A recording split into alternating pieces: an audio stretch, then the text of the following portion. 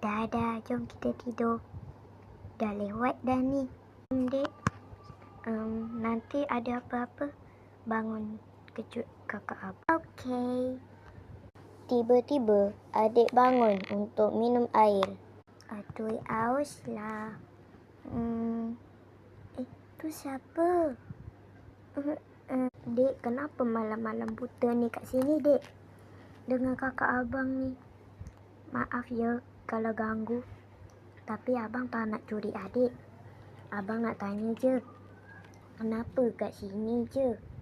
Kenapa tak dekat tanah kat rumah? Kan ada rumah tu. Saya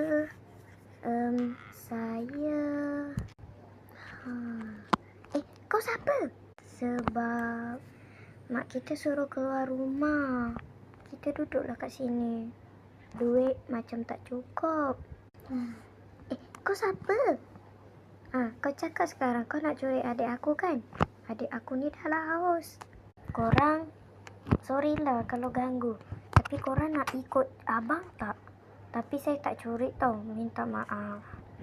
Tapi nak tak ikut abang pergi rumah abang? Mesti best. Ada adik saya, anak saya ni, dia bosan pula kat rumah seorang-seorang. So, awak bolehlah teman dia kan?